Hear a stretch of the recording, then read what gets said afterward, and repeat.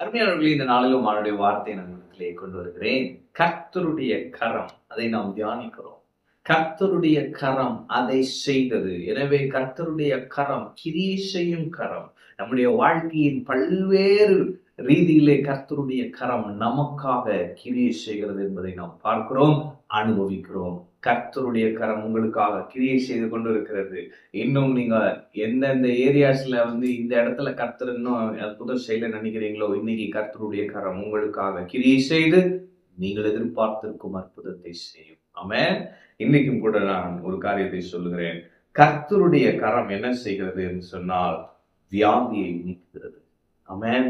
இயேசு இந்த பூமியிலே வாழ்ந்த நாட்களிலே பாருங்க, அவருடைய கரத்தை நீட்டி குஷ்டரோகிகளையும் வியாதியஸ்தர்களையும் தொட்டு சுகமாக்கினார். அவருடைய கரம் நீட்டப்பட்டு ஒருவரை தொடும் என்றால் அந்த மனிதனுடைய வாழ்க்கையில் இருக்கிற வியாதி, அந்த மனிதன் வாழ்க்கையில் இருக்கிற பலவீனங்கள் எல்லாம் நீங்கும். அவன் பார்த்தீங்கன்னா நிறைய எக்ஸாம்பிள் சொல்லலாம். குறிப்பா 1-2 சொல்றேன். மத்திய 8 பார்த்தீங்கன்னா அங்கே ஒரு குஷ்டரோகி கேட்கிறான், உமக்கு சுத்தமானால் என்னை சுத்தமாக்க உம்மால் ஆகும். அவன் கேட்கிறதே என்ன? என்னை சுத்தமாக்குங்க, உங்களுக்கு விருப்பம்னா என்னை சரி பண்ணுங்க. ஆனால் இயேசு என்ன செய்கிறார்னா, கையை நீட்டி அவனை தொட்டு. ஆமென். அப்ப அவருடைய கரத்தை நீட்டி நம்மை தொடுவார் என்று சொன்னால் நம்முடைய வாழ்க்கையில் இருக்கிற வியாதிகள் நீங்கும். ஆமென்.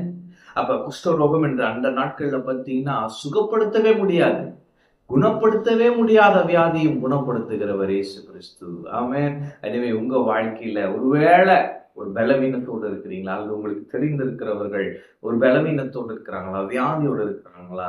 பிரதர், இந்த சுகர் கண்ட்ரோல் ஆக மாட்டேங்குது பிரதர், இந்த சுகரை என்னால கண்ட்ரோல் பண்ண முடியல, பிரஷர் நார்மல் ஆக மாட்டேங்குது. ஆண்டவர் சொல்றாரு, என்னால முடியும். ஆமென்.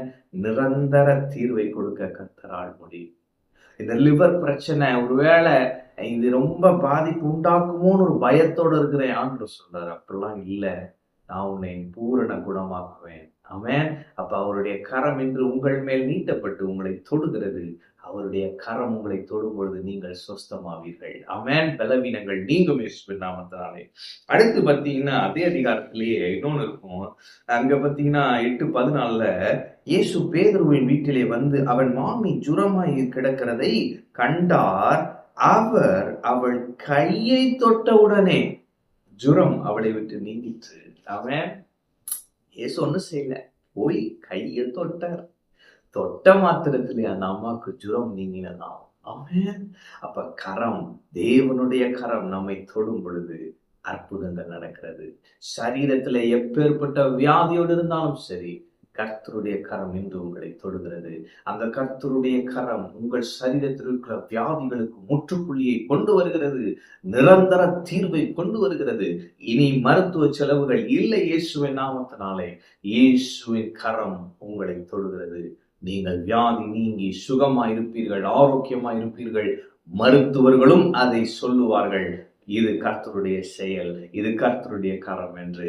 கர்த்தர் அதை நிச்சயம் செய்வார். ஆமென். எனவே இன்றைக்கு கர்த்தருடைய கரம் உங்களை தொட்டு உங்களை சுகமாக்கும். நீங்கள் சுகமாவீர்கள், பலவீனங்களிலிருந்து விடுதலை ஆவீர்கள். செயல்படாத உறுப்புகள் செயல்படும். கர்த்தர் பெரிய காரியங்களை செய்வார். டாக்டர்ஸ் ரிப்போர்ட் மாறுகிறது. ஸ்கேன் எடுத்து பார்க்கணுமா, தைரியமா போய் பாருங்க, அதுல ஒண்ணும் இல்லைன்னு வரும். கர்த்தர் கிரியை செய்வார். ஆமென். கர்த்தர் உங்களோடு இருக்கிறார். கர்த்தர் உங்களை ஆஸ்வதிப்பார்.